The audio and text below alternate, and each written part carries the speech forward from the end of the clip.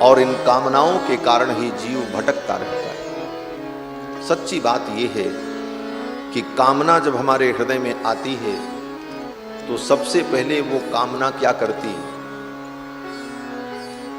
कामना हृदय में आते ही सबसे पहले कामना हमारे ज्ञान का हरण करती है। गीता पढ़ लेना। गीता केवल पाठ करने से आनंद नहीं आया, गीता के रहस्यों को जब जानेंगे तब गीता का मतलब समझेंगे। गीता में भगवान कहते हैं कामना जब हृदय में आती है कि हमको ये वस्तु मिले और उस वस्तु को प्राप्त करने के लिए हम देवी देवताओं की पूजा में लगते हैं, तो वो कामना क्या करती है? बोले हमारे ज्ञान का सबसे पहले हरण कर लेती है, हमको पहले अज्ञानी बना देती। कामैस्तैर्तैर् हृतज्ञानाः, भगवान कहते हैं कामनाओं के द्वारा उनका ज्ञान हर लिया जाता है। कामैस्तैर्तैर् हृतज्ञानाः, परिणाम क्या होता है? बोले प्रपद्यन्ते अन्य देवता, वो अनेक देवताओं के पीछे भागने लगता है, कभी इनकी पूजा करें कभी उनकी पूजा करें। और इन कामनाओं के चक्कर में अंधे होकर के लोग इतने अज्ञानी बन जाते हैं कि मुर्दे के ऊपर भी चादर चढ़ाने के लिए चले जाते हैं। अब देखते हो संसार, यहां तक कि नए नए भगवान बन जाते हैं। महाराज, सारी दुनिया में प्रसिद्ध एक मलेच्छ को लोगों ने भगवान बना डाला और गली गली में उनके मंदिर बन रहे हैं और उनके भगत कह रहे हैं कि हमारा तो सब काम इन्हीं से पूरा होता है। कोई किसी की कामना पूरी नहीं करता। प्रारब्ध में जितना लिखा है उतना तुमको अपने आप मिलेगा। इस बात को समझ लो, कहीं कोई समस्या नहीं होगी। प्रारब्ध में जितना है उतना मिलेगा। चाहे आप भगवान को रोज सवेरे से लेकर के शाम तक पानी पी पी करके गाली दो, फिर भी तुम्हारे भाग्य में जितना लिखा है उतना मिलेगा। उदाहरण शिशुपाल है। शिशुपाल सवेरे से शाम तक भगवान को गाली ही देता। दिन प्रति देत गन गन गारी, गोस्वामी तुलसीदास जी लिखते हैं कि प्रतिदिन वो गिन गिन करके भगवान को गालियां देता। कितनी गाली? बोले 99 गाली गिन करके देता था, 100 नहीं देता था। जैसे लोग माला जपते हैं 108, उसी प्रकार उसकी माला जो थी वो 99 दाने की थी। 99 मनिया की माला बनाया था और सवेरे उठे तो पहला काम, कृष्ण जो है लुच्चा है, लफंगा है, नालायक है, ऐसा है वैसा। इस प्रकार कृष्ण भगवान को 99 गालियां वो रोज दे, लेकिन नियम से देता था। हमारा आपका तो नियम टूट जाता है कि भाई कभी कभी माला छूट भी जाती है, लेकिन उसकी माला कभी नहीं छूटी। रोज भगवान को गाली देता था, फिर भी उसके प्रारब्ध में जितना था उतना उसको मिला, वो राजा था। चेदिराज शिशुपाल, बड़े बड़े वीर उससे थर्राते थे और जब तक जीवन था तब तक समस्त भोगों को उसने प्राप्त किया। क्यों? बोले उसके प्रारब्ध में था। क्या उत्तर दोगे? संसार में कितने ऐसे लोग हैं जो नास्तिक हैं, जो ईश्वर की सत्ता को ही नहीं मानते, भगवान को ही नहीं मानते, लेकिन उनको भी रोटी कपड़ा मकान मिलता है कि नहीं मिलता है? बताओ, मिलता है कि नहीं मिलता? और वो जितना प्रयास करते हैं उनको उतना मिलता है। और ये कहो उनको सब कुछ मिले तो उनको भी सब कुछ नहीं मिलता, हमको आपको भी सब कुछ नहीं मिलता। तो फिर अंतर क्या बचा? क्या अंतर हुआ? कोई अंतर नहीं। जितना प्रारब्ध में है उतना मिलेगा। गोस्वामी तुलसीदास जी का एक दोहा अगर समझ लो, इन सारी बातों का उत्तर मिल जाए। गोस्वामी तुलसीदास जी कहते हैं कि प्रारब्ध तो पहले रचा, पाछे रचा शरीर। भगवान पहले प्रारब्ध बनाते हैं, शरीर बाद में बनाते हैं। पहले उसकी फाइल तैयार करते हैं प्रारब्ध की कि ये फला घर में पैदा होगा, इतनी इसकी आयु होगी, ऐसा इसका शरीर होगा, इतना इसको धन मिलेगा, इतने इसके मित्र होंगे, इतने इसके शत्रु होंगे। इस प्रकार से उसके जीवन का पूरा लेखा जोखा पहले जब तैयार हो जाता है, तब उस जीवात्मा को शरीर की प्राप्ति होती है। प्रारब्ध तो पहले रचा और पाछे रचा शरीर। तो अब तुम क्या करोगे? गोस्वामी जी कहते हैं तुलसी चिंता छाड़ी दे, भजले श्री रघुवीर। चिंता तो छोड़ दो, भगवान का भजन करो। जितना प्रारब्ध में होगा नहीं भी करोगे तब भी उतना मिलेगा। और जिस दिन प्रारब्ध पूरा हो जाएगा उस दिन कुछ भी कर लो कुछ नहीं होगा। लेकिन अज्ञान के कारण व्यक्ति कामनाओं के पीछे भागता है। और उन कामनाओं की पूर्ति के लिए अनेकानेक देवताओं की पूजा में भ्रमता है। यहां तक कि लोग भूत प्रेत की भी पूजा करने लगते हैं। गीता में भगवान ने यह भी कहा कि जो देवताओं की आराधना करेंगे वो मरने के बाद उन्हीं देवताओं के पास चले जाएंगे। भूत प्रेत की आराधना करने वाले उन्हीं भूत प्रेतों के पास चले जाएंगे, भूत प्रेत बन जाएंगे। भगवान ने कहा, अर्जुन ने कहा महाराज आपकी जो आराधना करे वो, भगवान ने कहा जो मेरी आराधना करेंगे वो मुझको प्राप्त हो जाएंगे।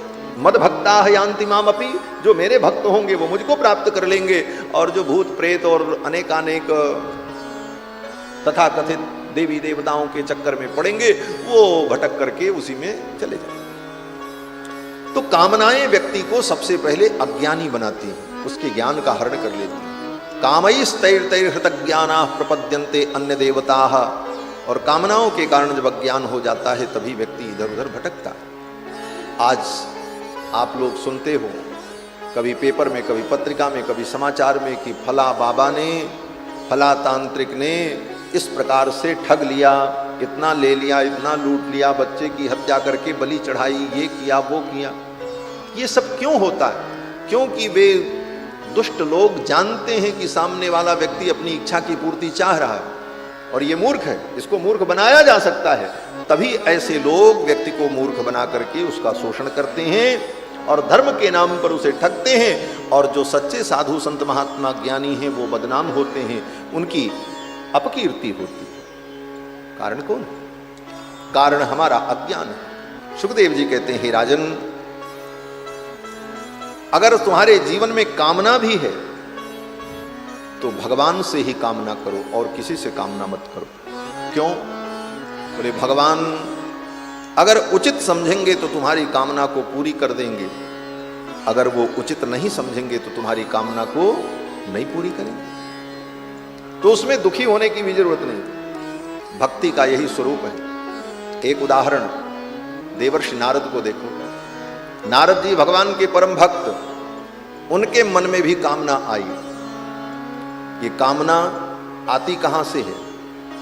बोले संग से आती है। संगात संजायते कामः, गीता में भगवान कहते हैं कि संगात संजायते कामः।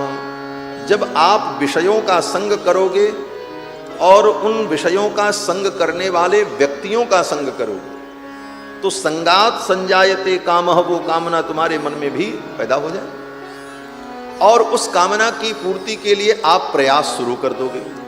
तो संगात संजायते कामः, और प्रयास करने पर सफलता नहीं मिली तो क्रोधो विजायते, क्रोध आएगा। व्यक्ति काम करता है, चाहता हमारा ये काम हो जाए, और जब नहीं होता तो व्यक्ति क्रोध करता है, सामने वाले पर क्रोध, अपने अगल बगल वालों पर क्रोध कि तुम्हारे कारण ऐसा हुआ इसलिए नहीं तो हो जाता।